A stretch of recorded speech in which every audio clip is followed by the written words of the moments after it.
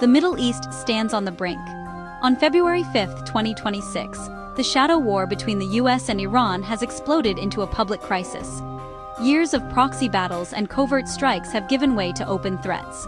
Iran's Revolutionary Guard has abandoned restraint, vowing devastating retaliation for any US action. The Strait of Hormuz is a flashpoint again. Oil tankers harassed, US warships on alert. The world's energy supply hangs in the balance. Tens of thousands of US troops and the stability of key allies are at risk. Both sides talk peace, but prepare for war. Inside Iran, economic pain and political unrest fuel fears of a regime collapse or a rally around the flag. For the US, another Middle East war would be a massive gamble, risking entanglement and global instability. Diplomatic talks in Istanbul offer a slim hope, but military hardware moves into place. The world watches, breath held, as a single misstep could ignite a global crisis. The next days will decide not just the fate of the region, but the future of international order. This crisis began with the Gaza war in 2023, which shattered the fragile regional balance. Iran and its allies launched attacks on US and Israeli interests, while Tehran practiced strategic patience, warning adversaries before retaliating to avoid escalation. That changed after high-profile assassinations and bombings in 2024 and 2025. Iran's new military leaders now see restraint as weakness.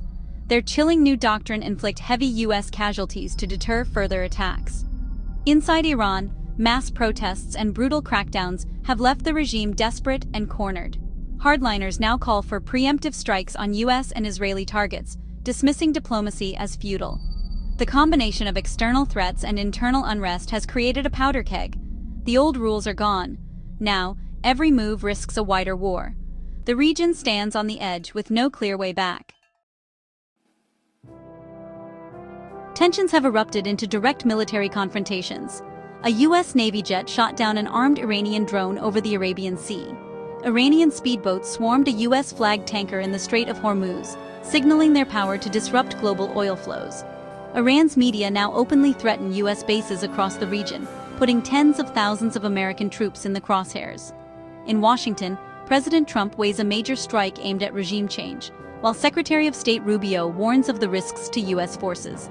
Diplomacy and military threats run in parallel, creating confusion and volatility. Last-ditch talks are set for Istanbul, but Tehran's leaders remain defiant, preparing for both war and negotiation. The world is left guessing. Will this be resolved at the table or on the battlefield? The margin for error has never been smaller. At the heart of the standoff are red lines neither side will cross. Iran refuses to negotiate its missile program, seeing it as vital to its survival. The US demands Iran give up its enriched uranium stockpile. Tehran rejects this outright. A possible compromise on enrichment levels is floated, but both sides remain far apart.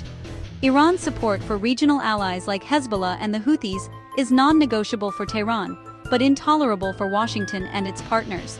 The US seeks to dismantle Iran's power base. Iran sees these demands as existential threats. With no overlap in positions, hardliners argue only force can break the deadlock.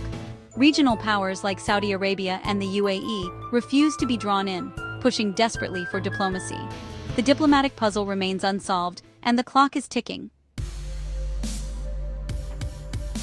Ordinary people are already paying the price. In Iran, sanctions, inflation, and fear of war have created daily hardship. The regime cracks down harder, but protests persist. Americans, too, face the prospect of another costly war, economically, politically, and in lives at risk. A conflict in the Strait of Hormuz would send oil prices soaring, shaking the global economy. Experts are divided. Some see this as brinkmanship, others as a prelude to inevitable war. Iran's new doctrine of mass casualties means even a limited strike could spiral into regional chaos. The world stands at a crossroads. The next decisions will echo for generations. As diplomats make a final push for peace, millions wait, caught between hope and the threat of catastrophe. The question is no longer just whether war can be avoided, but what kind of world will emerge if it isn't.